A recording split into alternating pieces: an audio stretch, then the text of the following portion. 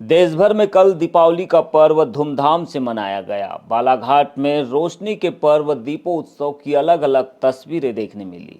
कहीं पर दियों की रोशनी के साथ लोगों ने दीपोत्सव मनाया, तो कहीं पर उमंग और उल्लास के साथ लोगों ने दिवाली पर्व मनाया।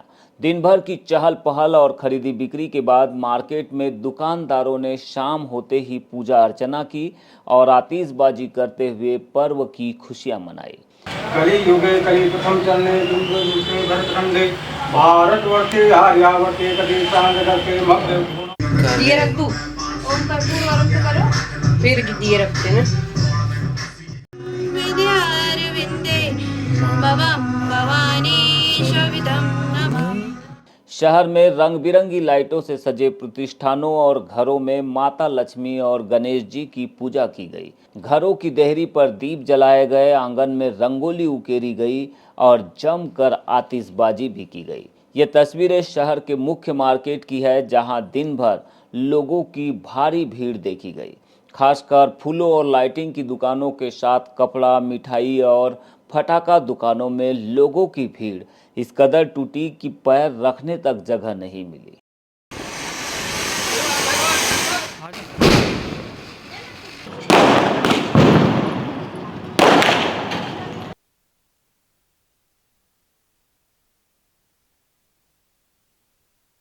दिवाली का एक ऐसा पर्व रहता है जिसमें बहुत खुशी उल्लास का ये समय रहता है, तो मन चाहे पटाखे फोड़ेंगे। एक से एक फैंसी भी पटाखे हैं यहाँ, और थोड़ा रेट में थोड़ा तेज है क्योंकि महंगाई नहीं लगती कि घटी है, बढ़ी है। अच्छा, महंगाई अटैक कर रही है जी। जो पटाखे कम में आते थे वो उसके रेट थोड़े फैंसी होने के कारण बढ़े हुए हैं। बच्चों के बीच इस बार किस तरह के फटाकों की डिमांड देखने मिल रही है, चूंकि आपके हाथ में बच्चों के फटाके नजर आ रहे हैं? ये बच्चों की चक्रियाँ हैं जो कि अलग अलग कलरों में वो घूमती है और आवाज़ भी इससे आती है। तो विभिन्न वैरायटी के फटाके हैं और आतिशबाजी का महत्व दीपावली पर्व में कुछ ज़्यादा ही समझ में आता है, और यही वजह है कि दीपावली पर लोग सबसे ज़्यादा खरीदारी के लिए फटाका मार्केट में, फटाका बाज़ार में पहुंचते हैं। वाधवानी फटाका बाज़ार के प्रमुख कुमार जी बताएंगे इस बार किस तरह के फटाकों की डिमांड मार्केट में है, और लोग महंगाई को लेकर भी चर्चा कर रहे हैं। क्या वाकई में महंगाई बढ़ी है फटाकों पर? पटाखों में कोई रेट नहीं बढ़े हैं। जीएसटी 18% पहले भी थी, आज भी है। पटाखों में सबसे ज़्यादा सुरक्षित पटाखे जो बच्चों के लिए हैं, हमारे यहाँ सबसे अच्छे पटाखे बच्चों के लिए हमारा एक स्टॉल अलग से लगता है। बच्चों के पटाखों का सबसे ज़्यादा सेल हुई है उनकी। अच्छा। आप देख सकते हैं कोई भी आइटम बचा नहीं है 5-7 पीस के अलावा, पूरे रेंज ख़त्म हो गई है। ये रोटू आया है नया, ये ड्रोन आए हैं, एक पॉपेट करके आया है बच्चों में, बच्चों के पटाखे आए हैं जोरदार।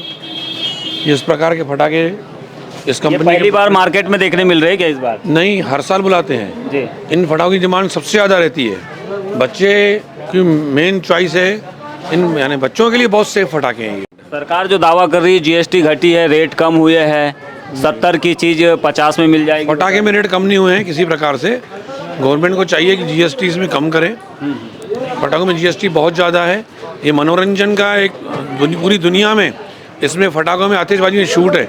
यूएस में, चाइना में सबसे ज़्यादा इसको मनोरंजन का बच्चों का आइटम दिया जाता है, वहाँ छूट है बहुत ज़्यादा। और यहाँ पे टैक्स जीएसटी मनमानी 18% है।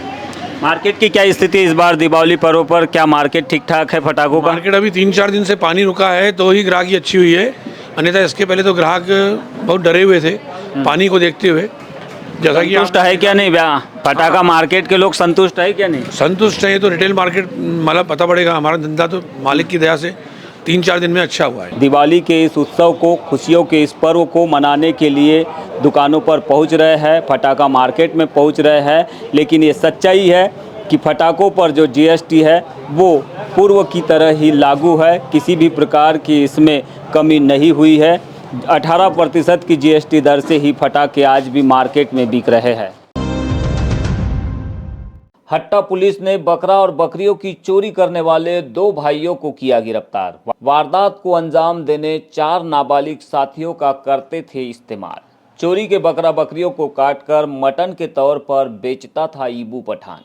बालाघाट के हट्टा थाना क्षेत्र में लंबे समय से बकरा और बकरियों की चोरी को लेकर सक्रिय गिरोह का पुलिस ने पर्दाफाश किया है। आरोपियों के पास से पुलिस ने 8 नग बकरा और बकरियों के साथ एक 4 लाख कीमत की स्विफ्ट डिजायर कार, एक बिना नंबर की हीरो होंडा मोटरसाइकिल और अन्य चोरी की वस्तुएं बरामद की गई। थाना प्रभारी हट्टा अविनाश राठौड़ की माने तो 12 अक्टूबर को रात्रि के समय बालाघाट के गायखुरी मैदान के पास 2 बकरा और एक बकरी को 2 मोटरसाइकिल से ले जाते हुए 4 युवकों को ग्रामीणों ने पकड़ा था, जिस पर 3 युवक मोटरसाइकिल से भागने में सफल हो गए, जबकि एक युवक को ग्रामीणों ने संदेह के आधार पर पुलिस के हवाले कर दिया। 6वें महीने की बात है, उन्होंने एक प्रॉपर हट्टा से ही 6 बकरे चोरी किए थे। उसके अलावा एक गोदरी थाना क्षेत्र से भी 9 बकरे चोरी किए थे और उसके अलावा जो करंट जिसमें पकड़ा था वो बकरे चोरी किए थे।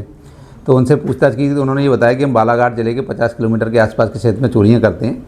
उसमें जो मेन आदमी था वो जिसको पुलिस ने पकड़ा गया था, उसका नाम विशेष कोटांगले है, वो अपने भाई है उसका विनय कोटांगले। ये दोनों भाई मिलकर चोरियाँ करते थे। विनय कोटांगले जो है कि यहाँ बालाघाट में ट्रेवल एजेंसी पे ड्राइवर है, गाड़ी चलाता है। तो वो गाड़ी 4 व्हीलर गाड़ी और उसकी स्वयं की गाड़ी है, उनके माध्यम से वो आते थे और रास्ते में जो भी बकरे वगैरह मिलते थे उनको लेके गाड़ी में लेके और यहाँ चले जाते थे।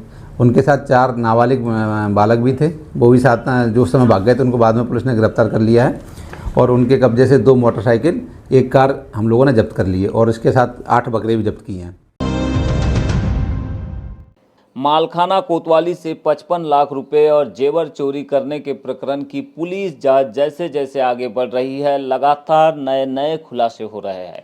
पुलिस ने प्रधान आरक्षक राजीव पंद्रे के साथ जुआ खेलने वाले 3 आरोपियों को रिमांड खत्म होने पर 19 अक्टूबर को न्यायालय में पेश करने के बाद जेल भेज दिया।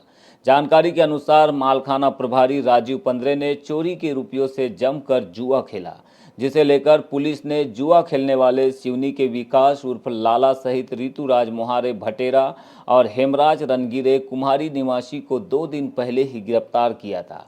पुलिस की जांच में यह भी खुलासा हुआ है कि ये सभी लंबे समय से जुआ खेल रहे हैं, जिनकी लिंक बालाघाट के अलावा सिवनी और गोंदिया जिले के अलग अलग स्थानों और खाई वालों के साथ बनी हुई थी।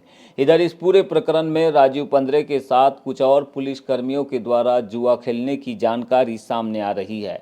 हालांकि अभी तक पुलिस ने इसकी पुष्टि नहीं की है। वहीं दूसरी ओर कुछ जुआरियों के नाम इस प्रकरण में जुड़े हैं, जिन्हें ग्रामीण थाना प्रभारी अमित अग्रवाल के नेतृत्व वाली टीम ने सिवनी के भैरोगंज पहुंचकर हिरासत में लेने का प्रयास किया, लेकिन यहां पर कुछ लोगों ने पुलिस को सहयोग करने के बजाय अमित अग्रवाल को घेर लिया था, जिससे थाना प्रभारी को कार्रवाई करने में दिक्कतें हुई है। इस पूरे मामले को पुलिस प्रशासन ने संज्ञान में ले लिया है। जल्द ही और कुछ लोगों पर कार्रवाई हो सकती है। वहीं एसपी आदित्य मिश्रा के द्वारा थाना प्रभारी कोतवाली को लाइन अटैच किया गया है, जबकि सीएसपी वैशाली सिंह को कारण बताओ नोटिस जारी कर जवाब मांगा गया है।